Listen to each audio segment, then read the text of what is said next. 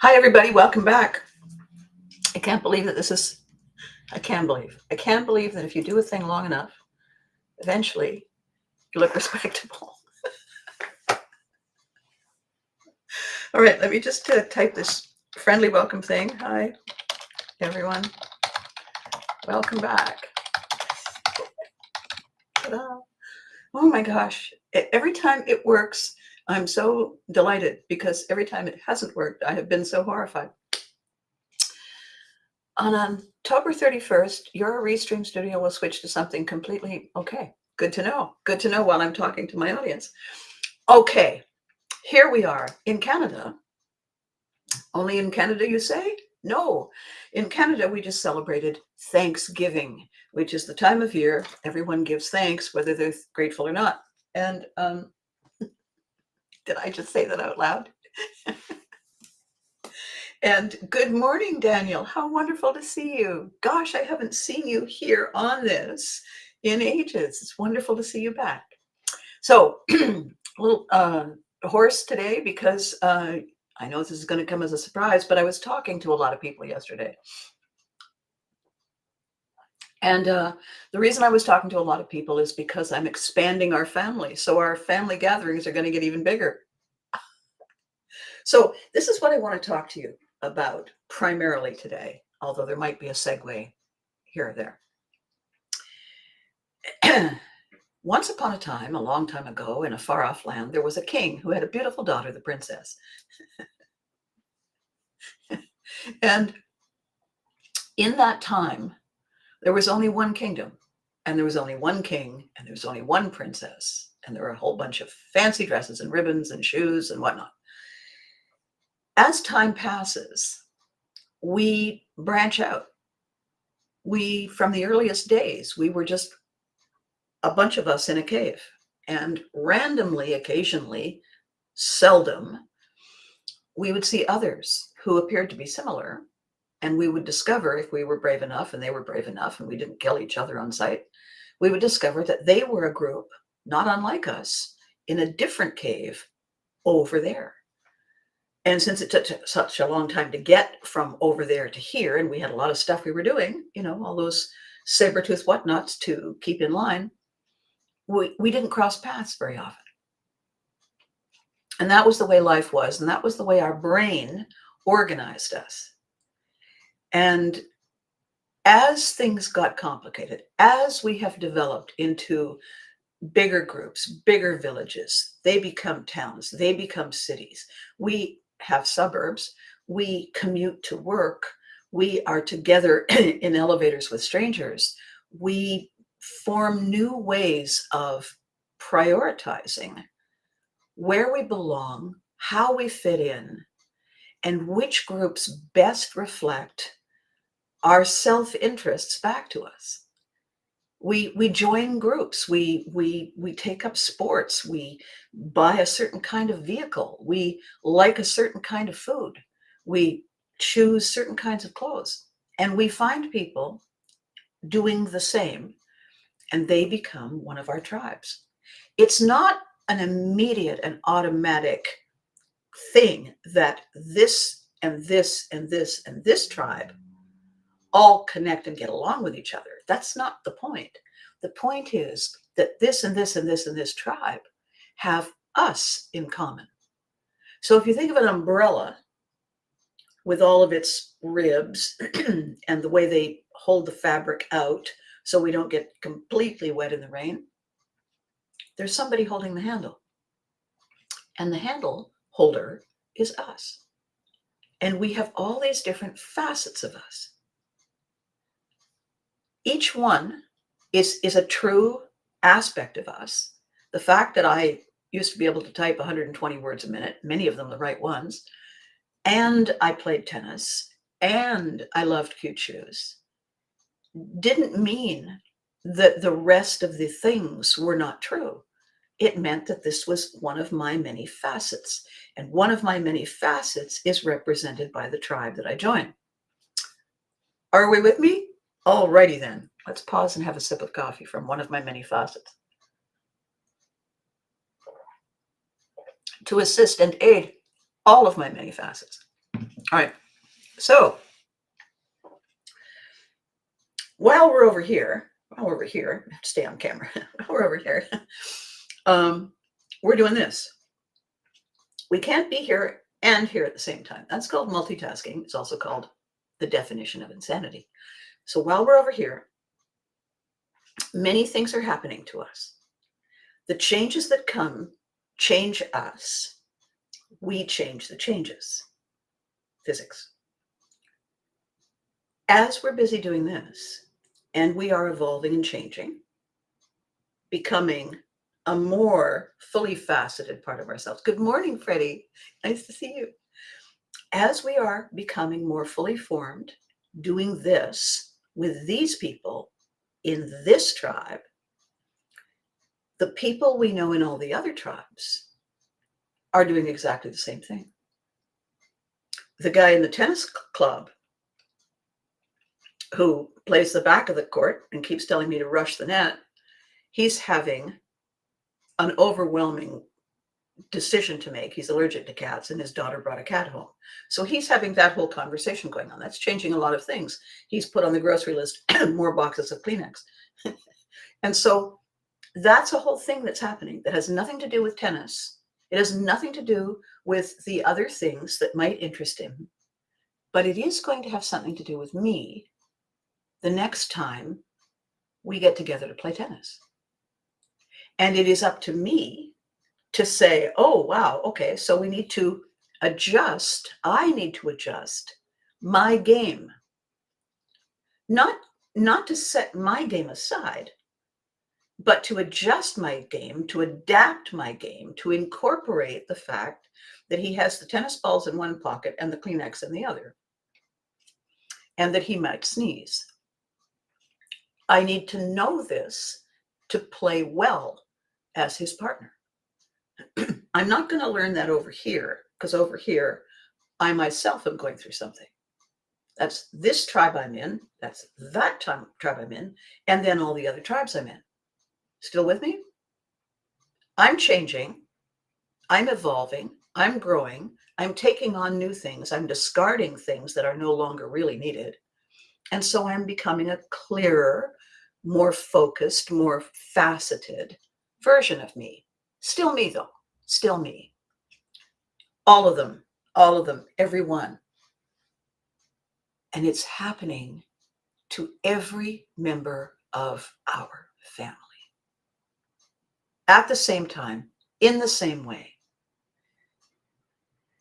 Aunt Edna. Edna likes to play mahjong. She loves orthopedic shoes. She likes to collect pebbles. She pick. Okay, so her pebble collection that she was going to bring in from outside got washed away in the hurricane. Very frantic moment for Edna. She was not there, so she wasn't in danger. She was away. A kindly neighbor was looking after the house, the plants, and the cat. Forgot about the pebbles. Edna comes home. She's overwhelmed. This is her dream thing. This is what she does. It's really who she is, right? Pebble girl. Now what? Now she's upset. Now there's a whole thing going on. Aunt Edna is going to bring that to the table for Thanksgiving. She's not giving a whole lot of thanks, just in the moment. Yes, she's grateful. Of course, the neighbor. Yes, the cat, the plants, the house. Yes. But my pebbles. Meanwhile, you seeing what's going on here? Everybody who comes back to the family gathering brings all their new stuff, discarding and leaving behind a lot of the familiar stuff that we were expecting. Why isn't Uncle Bob wearing that awful sweater? He always wears that sweater. That's unsettling. Cheerful, happy Aunt Edna, who always has pockets bulging because of pebbles. We asked her, well, what's wrong with your pocket? Why are there no pebbles? And she bursts into tears and runs out of the room and calls you an ungrateful human. What? What did I do? And this is why it happens. It happens because we think the family is always the family. It's our safe space. It's where we go when the world is too much with us. We return to our rabbit enclosure. We return to the ducks that look askance at us when we feed them. We return to that familiar place where we get to sit, put our feet up, get on a phone call, and talk to our best friend. That's what family is. And when we arrive and the ducks are gone and there's a hole in the fence and that chair that we always sat in is gone, replaced by a brand new recliner with a remote for the big screen TV. And granted, we're grateful, but we were really looking forward to sitting in that bratty old chair. So we go back to family with a couple of things going on. And one of the things, Dewey and I were talking about this the other day, one of the things that is going on is the invisible baggage. I always talk about invisible baggage as distinct and different from the invisible elephant in the room.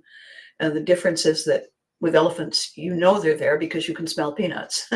The baggage just smells faintly musty, and you're not quite sure if it's the baggage or possibly your shoes or socks from the gym locker. And so if we're not careful and we don't remember, oh yeah, the baggage, and we don't leave it parked in the middle of the living room for everyone to trip over, and by that I mean that bug you always have in your head about why these people can't seem to get it right about such and such, maybe you could just leave that in the storage locker. You don't need to bring that. And if Uncle Harry has it and resolutely brings it because it's who Harry is, by golly. And if a man can't pee off his own back porch, where is civilization going? They're there, Harry. So if we know in advance that Harry's going to be Harry, then we don't have to have that conversation because we can get busy helping Mom or Susie in the kitchen. We can avoid Harry's chair. So what you been up to, young man, young lady? We can say, oh my gosh, you wouldn't believe it. I just have to go and help Mom. We can reconfigure our role in the family unit gently, carefully, with subtlety, so that we don't scare anybody. We don't make them say, what's wrong with you? You're different. We don't need to do that. We don't need to bring that kind of thing into what is already a bubbling cauldron of stuff, right? Speaking of that, this lovely lady who is behind me at all the time, who some of you know quite well, and others of you are saying, why does she have that awful dress on that mannequin? She seems so normal otherwise. The reason she's there, and the reason I have her there, and she's not actually looking at the camera, because if she thinks she's going to upstage me, she's got another thing coming. The reason she's there is because I am inviting you to get to know and feel family with the woman inside Mom, Valerie Prevert, wife to Lance, Senator Lance, and all those remarkably odd children. How did that woman come into being? Who invested themselves in her to give you the moments you saw? Who was it who sat down with a script brilliantly crafted? And all the kids and Dad and the director and Roger around the reading table every day to sort out the best way to cause the utmost damned astonishment. I'll tell you who it wasn't. It wasn't Mom, and it wasn't the librarian, and it wasn't the censorship lady, and it wasn't the music teacher, and it wasn't the Mother Nature, and it wasn't Lance's mom. It was me. All of these characters, all my Care Bears, my mom and my librarian and Eleanor Tweeg, all of those people are my family. And they remain static and unchanged until I inhabit them, because they are reflections of me. They're not living, breathing, separate entities who have chosen to come together to be my family. I have created them. They are my layers. And I want you to remember them and love them as much as you always did. And more importantly, I want you to decide that I'm not that bad either. That you're willing to get to know me and my hats and my shoes. I was talking to Dewey about people who collect things, and because he's heavily into the community of the unforgettables and the people who gravitate to the things that ground them and make them feel safe, that give them permission to hit the pause button on all the crazy and just enjoy their favorite collectible toy or vintage clothing or movie or TV show or game. He's all about that. He's got 70,000 fingers into all of those pies. He was talking about there's a personality within each of us that collects. And I said, well, that's stupid. I said, well, Dewey, military kids, they really, like you can't keep stuff because you have to keep clearing it out and paring it down, putting it in the allotted number of boxes you get and move on. And he said, are you saying you're not a collector? And I said, well, that's right. And he said, okay, I want you to do something for me. And I said, absolutely, always. What? He said, turn around. Because he's looking at me on camera, right? He's looking at my collectibles. He's listening to this one saying, oh, I don't collect anything. He said, I want you to turn around. And I thought, because I can also see the image, right? But I'm looking at the camera. I'm talking to him. I can see a picture of him. So I'm talking to him. I looked over and I thought, okay, yes, well, right. We all collect things that give us a sense of where we are, who we are, how we are relative to whatever's going on. We do that. They're like little anchor points. They're like the bumpers we put on the outside of a boat, the ropes we tie, the superstitious things that athletes and competitors go through before they go out there to get their adrenaline right to the right place to then walk on and look effortlessly fabulous. We all collect stuff. We all collect people. We all collect behaviors.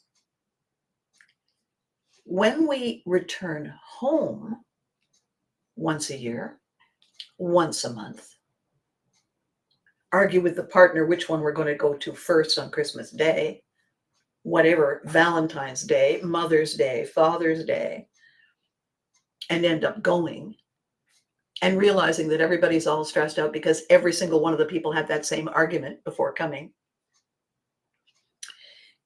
The stress we feel is two things, caused by two things. One is our memory of the way it was and our concern that it won't be or will be different. And our awareness that as we are going there, we are not going here, because we can't be going in two places at once. And the bonus reason, because there's always three, is that in our busy lives, in our completely unaware evolvings that happen every day, we forget that when we go to the place that remembers us from the last visit, the changes we bring are unsettling. Why? Because change is hard when we didn't think of it. Change is hard when we didn't think of it. If I wake up in the middle of the night and I decide to dye my hair green, and I think it's a brilliant idea, and I do it, and I go to work the next day, and everybody goes, what'd you do that for? They're not deciding whether they like it or hate it. They're upset because you didn't tell them you were going to do it. My decision to change was hard for them because they didn't think of it. Nobody likes a surprise when it catches us off guard and makes us lose our bearings. That's why we don't like practical jokes. Most of us don't really like surprise parties. The people who like surprise parties are the people who love us and organize them. I don't like surprise parties. I have been very difficult to my friends who have said, "Oh, you'll love this one." No, I won't. Why? Because while I am fairly good at change, that's one of the changes I don't like. I don't like you bringing stuff you didn't know that I don't like. I thought it'd be so much fun to bring. I don't know why you don't talk to them anymore, because we don't get along anymore. Why didn't you tell me? Didn't come up. Didn't think it would matter. Oh, look. So when we go home and we go in braced for impact, that's not welcoming. That's a whole lot of negative, toxic cheese doodle stuff going on right there. When we go in braced for impact, we are not in a posture, we are not in an energy, we are not in a mood or an attitude to say, "Oh, look, change," right? We're not. I don't care what you think. No, you're not. No, I don't like change. What's going on? Why'd you move the chair? Okay. Okay, change guy. So if we are all unsettled by unexpected change, and if we adapt and recalibrate to incorporate what's different. I was expecting a pony, and apparently that's a tiger. Probably there's no saddle. Just saying. How well we adapt, how well we reset and rethink and zoom out to the big picture to see how we can possibly make that happen, and then zoom back into it, incorporate it, still doesn't take into account the element of surprise, the moment of, wait, what? Now what? So when we return home, however complicated home and the people in it may have been, it's our home. It's our place. It's the place where we don't have to ask where the bathroom is. Unless Cousin Fred has been over doing renovations. And I think I saw Fred's car parked in the driveway. Oh, God. Oh, stairs. If we feel that going home is familiar, and sometimes familiarity allows us to be lax and not pay attention. Phil, I hate surprise parties. People think that they're plans. Well, see, there we are. There we are, Phil. Yeah. If it's your surprise party, did I ask you to make it? Well, no, it's a surprise for you. Okay. Then it's not my surprise party. It's your surprise party, and I'm the victim. Don't get this wrong. Don't go putting it on me and calling it mine. Not mine. And since it's not mine, I'll be leaving. What a spoiled sport. So back to the family, back to why is it difficult? Why is it fraught? Why is it complicated? Why do we have to brace ourselves for impact? Because we want it to be the same-ish. We want to be able to go home, and here's the metaphor. We want to be able to go home, open the closet, and put on our favorite school sweater, and it fits. That's what we want going home to be. We want to be able to pick up the phone and get on a video call and look at that person we just love the hell out of talking to, because we're always in sync. We want that because that is our touchstone. That is our Okay, okay. All the world except thee and me has gone crazy. Thankfully, happily, gratefully, we are still thee and me. That is what the connection is. That is the conversation Dewey and I were having about the unforgettable quality of a collectible or a favorite character from a show or a mood, attitude, fashion thing from a time that we just clicked with. It's all the world is mad except thee and me.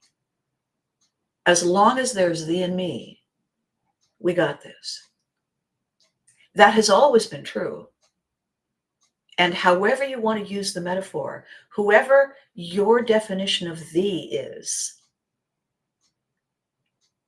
it's how we feel connected, safe, valued, essential. Because without thee, there is no thee and me. Without me, for you, there is no thee and me. We are the ingredients. You can't have the outcome without the ingredients. There is never going to be a time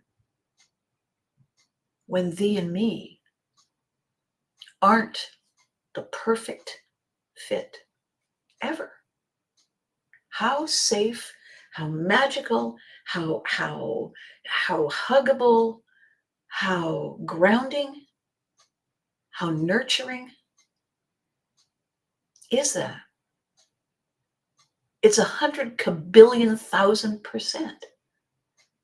It gives us that kick that makes us say,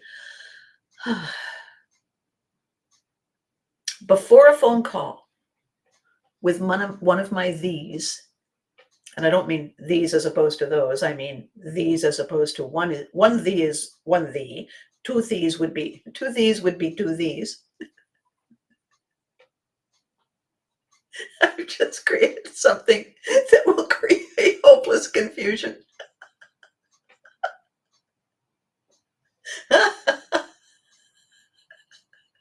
I can't wait to use it. The plus one. The plus one. Well, anybody could do it that way. The brackets. No, for heaven's sake.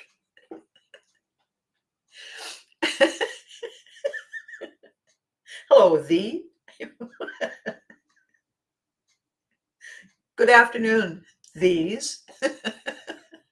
which is slightly less awkward than use. Use, guys. It's slightly. Okay, Abby, stop it. Drink coffee. Get back on track.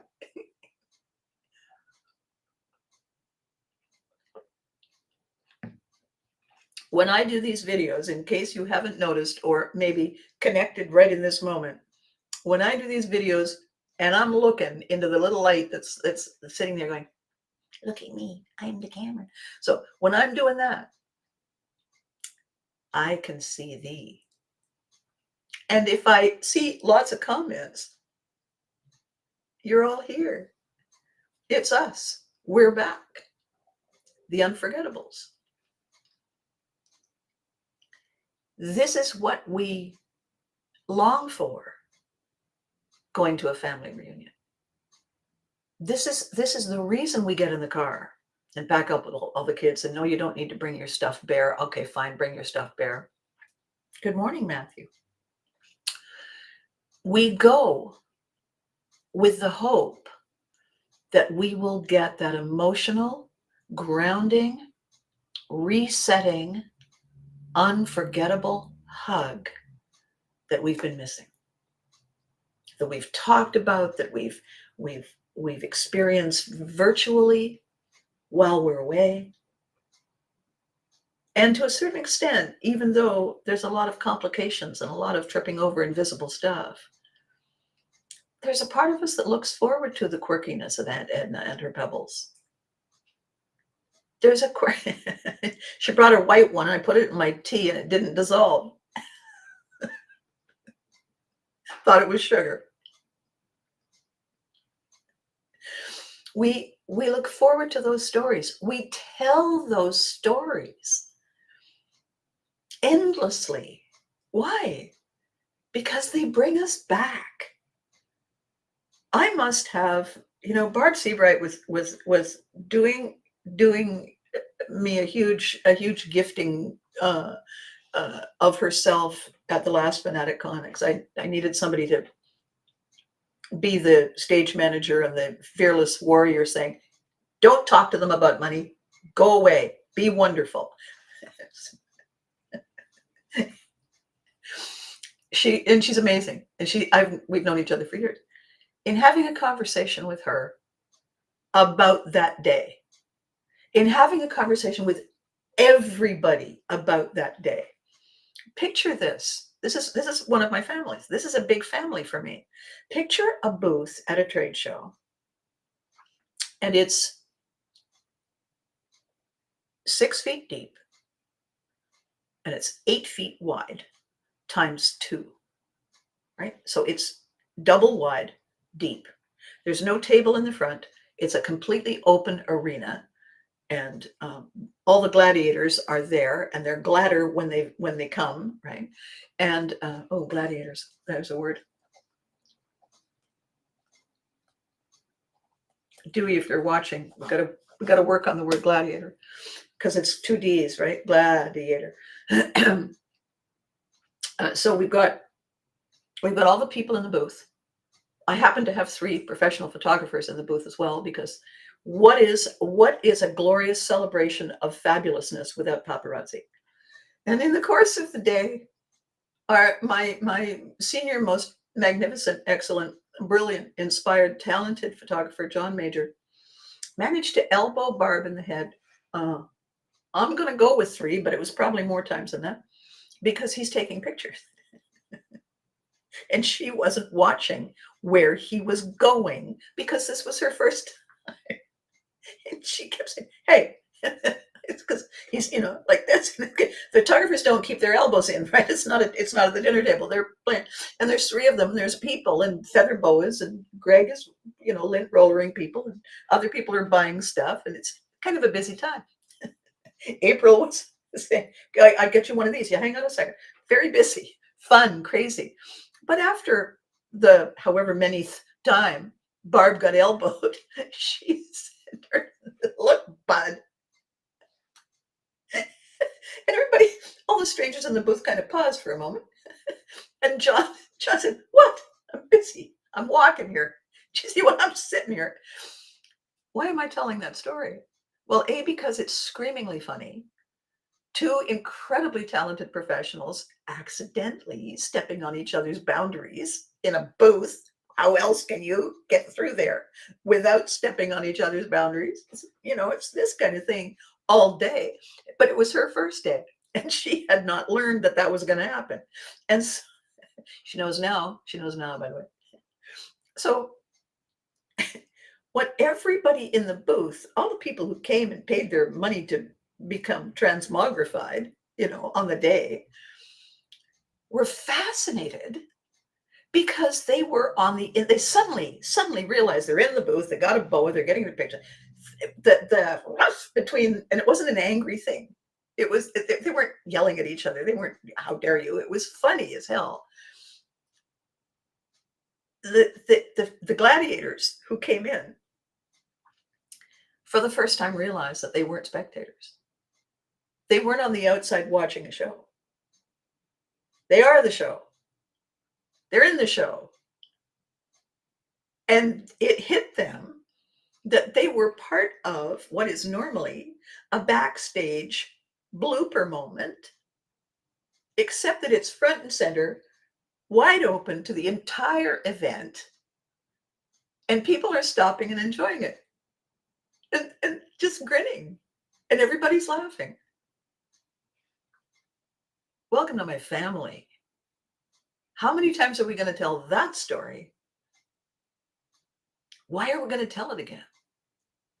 Because it is the glue that holds us together. It's bigger than nostalgia. It is the love. It is the connection. It is realizing that whether we knew it or not at the time, the minute those lovely gladiators stepped across the invisible line into my booth and agreed to wear a feather boa, they're family. And every time they come back, every year, hey, Mom, hey, Abby, how's it going? They're coming back with a memory of last year. What are we doing? What are we doing this year? What's different this year? Because I always add an element. Why? To keep it fresh. To give them a reason to not be bored. Oh, gosh, she's making that same gravy. God, I hate that gravy. Well, bring your own gravy then, you fool. What? Oh yeah. And then, by the way, Mom, why are you bringing your gravy? Don't you like my gravy? No, Mom, I've never liked your gravy. I've complained about it all the time. Oh, okay.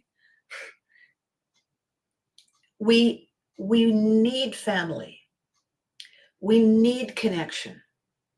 We need to realize, to really know right all the way down into the very insides of our toes that we are unforgettable. We matter. We are part of whatever the hell we call that. That's my family. And that's another one of my tribes. And that's another one of my tribes.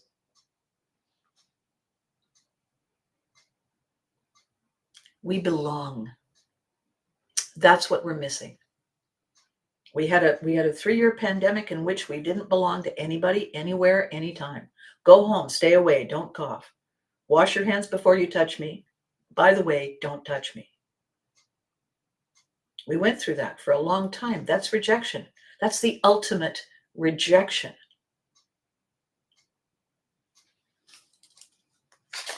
See me writing it down. Ultimate rejection. Wash before, and by the way, don't touch me. Why? Why can't I touch you? Because there's something going around and I don't want you to give it to me, and in case I have it, I don't want to give it to you. So let's hug each other virtually. Okay. It's not the same though. We need to wear a mask. They say we need to wear a mask. Wear the mask. Okay, but you can't see my smile. No, but I can see the smile in your eyes. Can I do a transparent mask? I don't know. Can you stand 10 feet away and pull it down and go?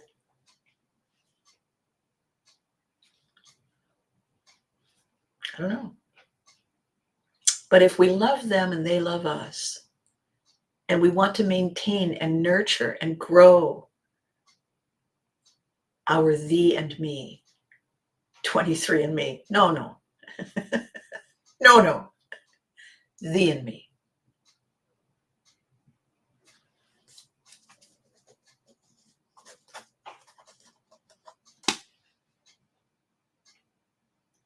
All we have to do is remember that a bunch of things have happened since the last time we were home.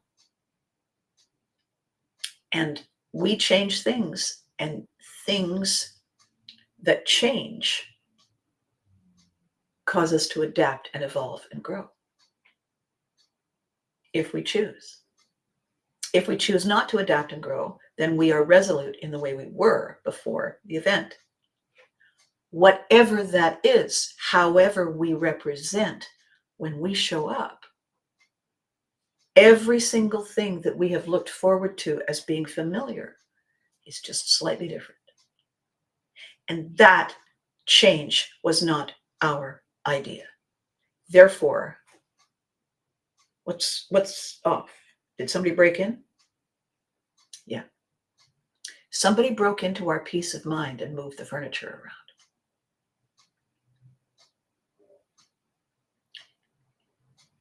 And that somebody is always us. If we stay home and don't change, we are exactly the same. When we show up, we're still unsettled because everybody else changed. They look at us and say, "What's wrong with you?" Nothing. You didn't change. And everything changes all the time. How it works. Little molecules are always changing position. Ooh, look at the view from here. So in this conversation today, we just got through Thanksgiving. In the United States, your Thanksgiving is coming.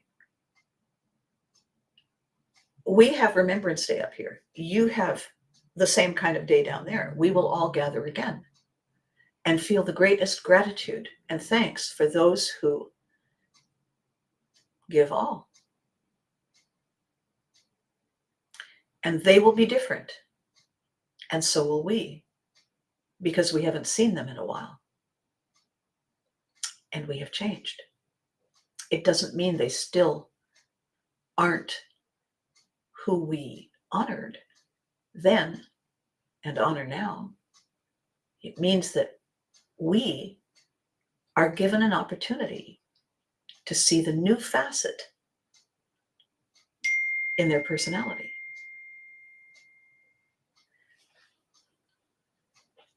One of the things I'm doing in the Pivotry concept is I'm creating a category of services. I'm creating 4 categories of services. Okay. I'm doing live shows. I'm going to be back on stage, causing the utmost damned astonishment. I'm creating a talk scenario. Many people have heard of TED Talks. Spread the news, spread the ideas. A TED Talk format is that it's a short presentation. People are seated in an audience and somebody comes out. I am TED. And they give the talk. And it's a wonderful opportunity. And you can go on the internet and look them up and watch them. And they're really fascinating because these are people who have given a lot of thought to this idea. My version of that, I'm calling it 2.0, TED 2.0, is that it's interactive. Because I really do not like the way we are resolutely insisting that people have to be spectators. Life is not a spectator sport. We are not wired to go and sit over there until I call you. We're not meant to do that. And the longer we do it and the more often we do it, the more uncomfortable we get, the more abandoned and rejected we feel, and the less likely we are to say, hey, here I am. Good, go sit over there. Don't make any noise. So my TED 2.0 is that it's not just me out there under the light. It's me and maybe one other person. Why? Because they have a different take on the topic. And when you come, you already know the topic. You bought a ticket. You're going to come to this. You submit a question. You submit a comment. We get those before we come out on stage. We're improv performers. We look at the question, say, that's really interesting. Let's include that, right? We come out and we say, so this is a suggestion from so-and-so. And it's part of what we're talking about anyway. So so stay tuned, so-and-so. We're going to be doing, and then this is from so-and-so. All of a sudden, the talk has taken on new facets. Now we still do the talk. There's 2 of us, 2 points of view. The audience is listening. The people whose ideas and suggestions we're using are remotely now part of the conversation. We take a break, intermission. You can go and find the bathroom and or talk amongst yourselves. And when we come back, it's a Q&A. And it's not a Q&A, how many cigars did you smoke during the movie, Mr. So-and-so? It's not that. It's, I was wondering, does this relate to that? Great question. Does anybody else have the same question? Awesome. Let's discuss. And then the 2 of us discuss. What do you think about that? How many spectators are there? None. Who is evolving and growing with the idea? All of us. 2.0. That's the second thing I'm doing. The third thing I'm doing is I'm helping people rewrite, edit, update the origin story they're trying to live by as a blueprint. People like us always do things like this. Okay, but that was 40 years ago you were told that. 40 years ago, we didn't even have the internet. So people like us who did things like this don't do them like this anymore. So that origin story is incorrect. Not untrue, incorrect, needs to be updated. I help people rewrite their origin story that doesn't serve them because it's outdated. I do that. And the fourth thing I do, the magic, the Pivotry in motion, is I show you how many facets you are, how brilliant you are, how much you glitter and shine every time you rotate and show a different facet to the world. That is called Diamond Club. And it's amazing. This is Diamond Club, what we're doing. I am revealing the different facets of you to you. After the video, you go away, you look in the mirror and you go, huh, hello, Diamond. Some of you may be diamonds in the rough. That's perfectly okay. All diamonds need a little polishing. And underneath the diamond category, and within all of the categories, the underlying theme is unforgettable. We are unforgettable to each other. Our memories, our stories tell us who we are. That's what makes us unforgettable. When you're going to your family gatherings, when you're going to the, oh, I have to go to that same presentation. Oh, I have to go and stand on the sidelines and say the word during the parade. I have to do that thing I have to do every time. Yes. Yep. Yes, we do.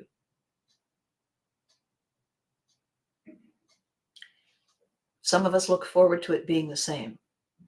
Some of us ache for change. My ancestors were Vikings.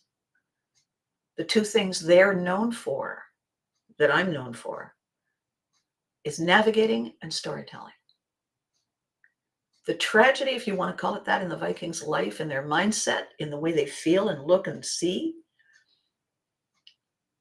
is that the Viking always wants to be somewhere that he isn't. It's not that he wants to leave here. It's just that the other one is calling. When they're home, they want to be at sea. When they're at sea, they want to be home. Land, sea. That's their challenge. That's their juggle. They navigated and told stories because they didn't have a written language. So the story they told had to be interesting, to be memorable. And the story said, by the way, turn left. If you turn right, it's a cliff. They populated the story with characters and everybody laughed and remembered it. But nevertheless, turn left because that's a cliff. So maybe there's a 2-word description of you that can help you decide what stays the same and changes. I'm a navigator and a storyteller. And okay with shoes. I'm a navigator and a storyteller. Who are you? And how are your navigation skills changing? How are you telling your story now, Abby? Every change doesn't mean I'm no longer a navigator and a storyteller. It means I'm just using a new facet so I can shine a little more brightly that way, and that way, and that way. So be good to your families when you go for those get-togethers. And oh my God, so Thanksgiving, Halloween, Patriots or Remembrance Day or whatever you call it, we just had solstice. And then we lead up to the holidays where everybody gifts people, which is perfectly fine. And of every culture and every religion and every gathering and gender and society, we give thanks at the closing of a season and the beginning of a new one. When we read a book and we come to the last page in a chapter, we say, oh, what a great chapter. I can't wait to see what's happening in the next one. In order to just, milk the full value out of that, we have to forgive change. We have to be the surfer. We can be the tiny village on the shore staring at the tsunami running for cover, or we can be the surfer on the board, riding the crest of change. It's our call. I'm glad you joined me today. It has been a tumultuous, exciting, dizzying, pinch me, I can't believe it week for me. I still can't activate the thing on my computer for my website. Universe, she said casually with no intention in her voice. But aside from that, the week has been incredible. I reached out to somebody. I just have to do these last two things before I wrap, even though I know it's taking too long. Not sorry. Sorry, not sorry. I reached out to somebody and I said, do you know somebody who can fix this? And she said, oh yeah, I got a great person. Here's her website. I went on it. This is a website person. This is a website person. Okay. I went on it, typed it in, click. You know what it said? 404.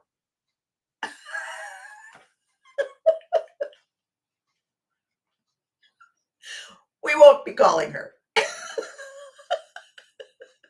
A worker is only as good as his tools. Do you know anything about websites? Absolutely. Oh, no, I've never seen this program before.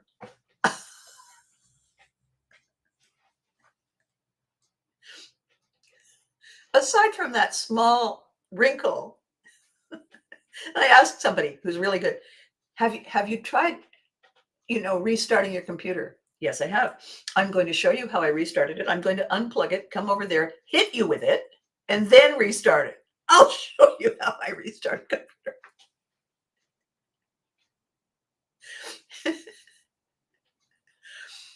Because Vikings always want to be somewhere they aren't. I would like to be where my website is working. So that was my small, interesting, bit of a ripple there going on this week.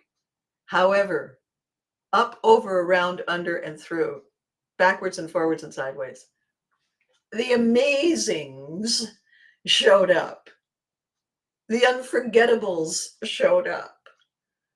The We Dance and Defy Gravity team showed up. And that's why my voice is so hoarse today. So within the surprises, there are blessings.